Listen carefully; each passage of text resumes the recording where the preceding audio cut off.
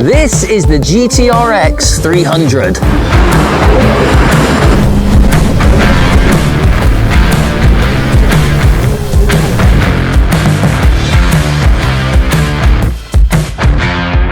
I've wanted to have a go for absolutely ages. I made videos on it when it first came out, and I've luckily bagged myself a go on this as a demo, so I'll be able to see how playful it is, if that 300 really picks up. Here at 158 Tattershall, we've been here filming all week, and they said, Joe, would you like a go on it? And I basically said, of course. So I'm going to stick the helmet on, get you some Insta 360 footage. I'm going to spin this around and do some top speed runs. It's got all the ergolock, which feels really nice. It's got the RXP sort of DNA, but with the playfulness of that Polytec 2 hull. With this being the X version of the GTR, unlike the 230 that came before, it has the RXP DNA. Things like the motocross style handlebars. If you're familiar with the Spark, you can actually get the adjuster to fit onto this, to have that adjustable steering stem. The hump seat really locks you in, which when you combine with the angled foot wedges really gives you that racing style. So it's a good balance between fun, but then when it's time to go, you've got serious slippery power. So if you've rode a GTI or you've rode the GTR 230, we now have the 300 lump in there. It's the same 1630 engine across the board.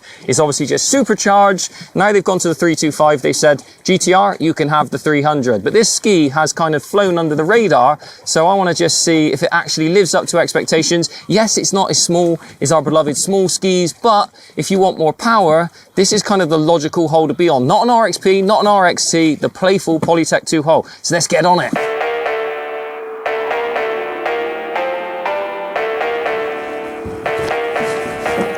So let's see what this can do.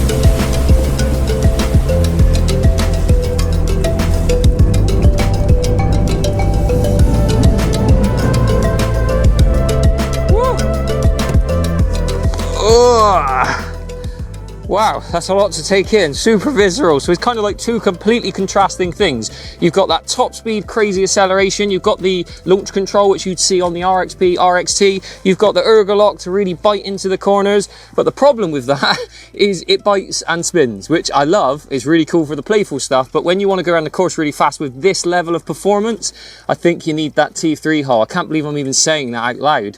This is kind of like the perfect playful big machine. It's obviously not the perfect playful machine because it's way too big. Sitting on this, it feels like a boat. That's all I would say. It feels way too big. I was so tempted to put a pre-order in on one of these because when I saw it, I thought 300 power, Polytec 2 hull, but it does everything the GTI does, but with way more power. Way more power. The launch for me just gives you that real racer-esque feeling, but it definitely spins, guys. It definitely lets go. So if you're interested in the GTR-X 300, thank you, Tatashul 158, for letting me have a blast on it. It's gave me a good understanding of what the Polytec would feel like with 300 power. I still feel as if it's a bit too big for me personally, but if you've came from a bigger ST3 hull or a T3 hull and you just want a bit more let go, playful hooligan experience, then I think the GTR could be a good fit for you. Guys, thanks for watching this quick, snappy episode. Please consider hitting the subscribe button, sharing the video around. Your support means the world, and as always, I know I'm reviewing a brand new ski. Couldn't be further from the classics, but the spirit is there in terms of playful ski. Let's keep the classics alive.